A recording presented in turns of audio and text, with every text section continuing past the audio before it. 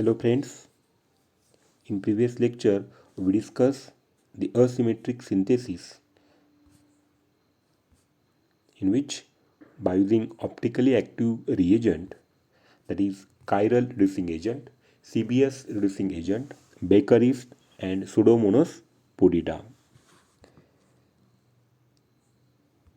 These are take place by using the optically active reagent. Then by using optically active catalyst, asymmetric hydrogenation, Sharpless asymmetric dihydroxylation, and Sharpless asymmetric epoxidation. We discuss one by one. In Sharpless asymmetric epoxidation, the general reaction is the metallic compound plus chiral ligand, and we get the chiral catalyst. That means how will you form the chiral catalyst? The metallic compound plus chiral ligand, we get the chiral catalyst. Now in next step, the prochiral alkene. From prochiral alkene, we get the distereomeric complex, and from this distereomeric complex, we get the chiral product.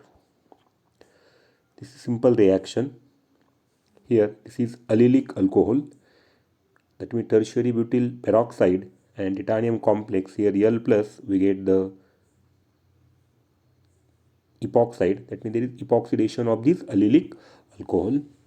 That means converts primary and secondary allylic alcohol into 2,3-epoxy alcohol.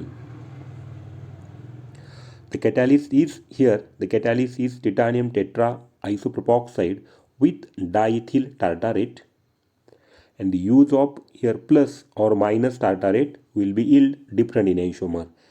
That means this is the most important. Here plus and minus diethyl tartarate yield the different enantiomer. The tertiary butyl peroxide is used as this one. The tertiary butyl peroxide is used as oxidizing agent, and the dichloromethane is a solvent and having temperature minus 20 degree Celsius. Next, the mechanism. Here, this is the structure of diethyl tartarate. This diethyl tartarate in presence of this titanium complex, and here there is complex formed between the diethyl tartarate and the titanium, that means transition metal. In next step, there is addition of tertiary butyl peroxide.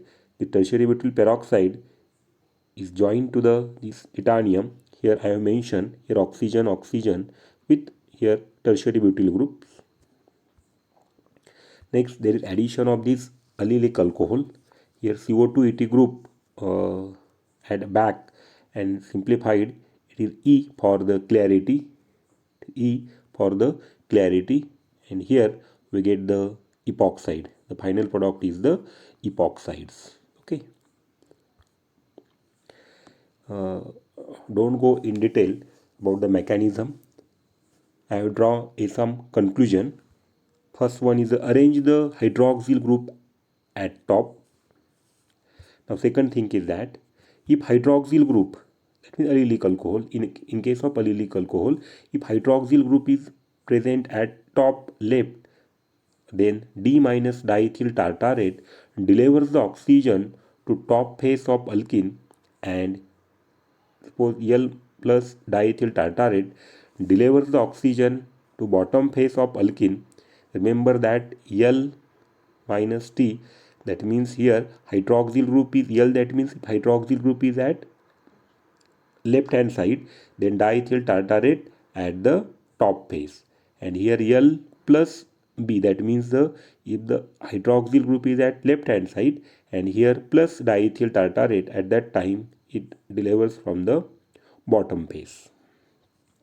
Second conclusion is that if hydroxyl group is present at top right, then D minus diethyl tartarate delivers the oxygen to bottom face of alkene, and L plus diethyl tartarate delivers the oxygen to top face of the alkene. Remember that R minus B, R that means if the hydroxyl group is at the right hand side and minus, then the diethyl tartarate delivers the oxygen at the bottom, while the R plus T, that means if the hydroxyl group is at the right hand side and plus diethyl tartarate, then delivers the oxygen from the top face of the alkene. Remember that terminology R minus B or R plus T or L minus T or L plus B. Actually, this is a simple logic. This is the reactant, that means the gypsy mouth. This is allylic alcohol, tertiary butyl peroxide in titanium catalyst. Here D minus DET. Here the hydroxyl group is at the left hand side. That means here first thing is that the hydroxyl group is left hand side, that means L, and then here minus, that means the L minus T, that means here L minus T, because hydroxyl group L. Why here L? It's logic, because hydroxyl group is at left hand side, therefore L. And here here are given the diethyl tartrate D minus, that means the minus, therefore this minus.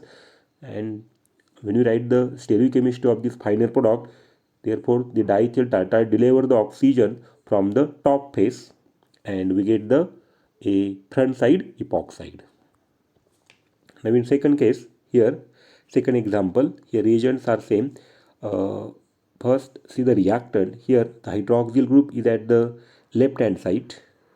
With respect to this alkene, the hydroxyl group is left hand side, and here D minus DET, D minus DET, that means here same L and T, therefore the diethyl tartarate delivers the oxygen from the top face, and here we get the front side epoxide. Okay, now the next example.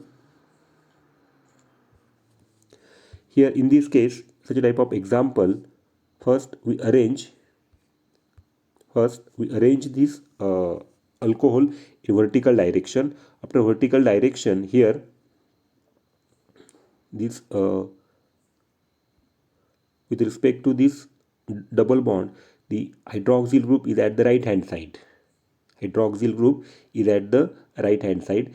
The first thing is that we draw in vertical direction and see the whether the hydroxyl group is left hand side or the right hand side. Here the hydroxyl group is at the right hand side, therefore here R, because hydroxyl group is right hand side, and here D minus DET, therefore minus B, that means the hydroxyl group is at the right hand side, therefore D minus DET, that means diethyl tartrate delivers the oxygen from the bottom phase, and here we get the backside epoxides.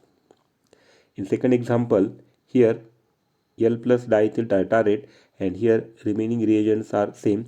Here again first we draw, this is not actual position to apply our logic, that's why we draw in vertical direction. When we draw in vertical direction, the hydroxyl group is at the left hand side. Here hydroxyl group is at the left hand side, therefore L, and here plus, therefore we get the L plus B, that means the deliver the oxygen from the bottom face, therefore we get the backside epoxide. This is a simple tricks to write the products. Okay, thank you.